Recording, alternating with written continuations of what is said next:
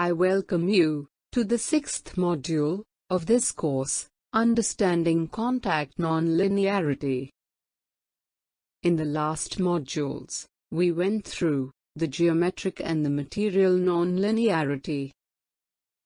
Now, we are going to see the third, and one of the most commonly observed nonlinearities, contact nonlinearity. This module is further subdivided into 2 sessions.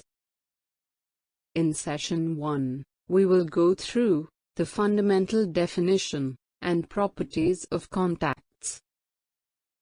Although the topics covered in this session are explained in the context of ANSYS, many of the concepts are generic and can be applied using any software. In the second session, we are going to study the ANSYS contact settings for better contact solution. We are also going to see the result interpretation guidelines for the contact analysis.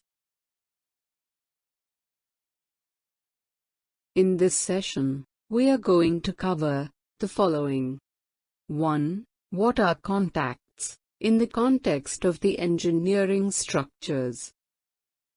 2. What are different types of contacts? 3. Fundamentals of contacts in the finite element analysis. And 4. Contact algorithms. In this slide, we are going to see what are the contacts in the context of the engineering structures. Any 2 or more components, when touching each other, they are said to be in contact. They may form or lose contact with each other.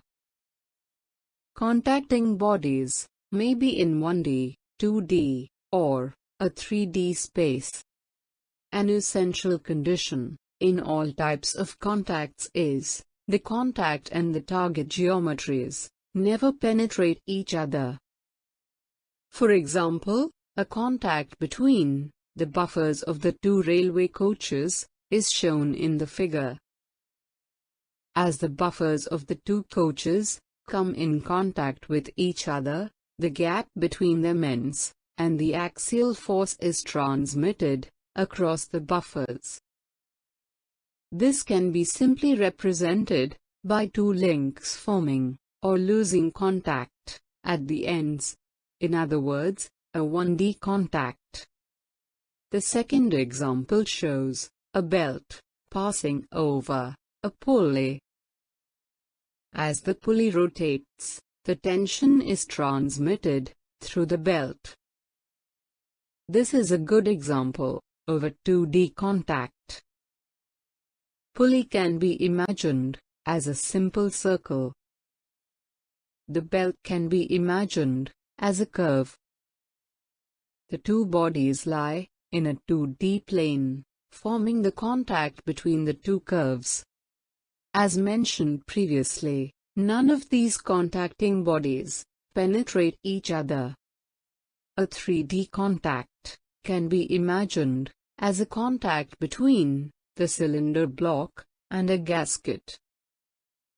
The gasket surface and the block surface are in contact with each other. Note that the gap or contact pressure between the gasket and the block varies across the surface. This makes the cylinder block and gasket a good example of a 3D contact.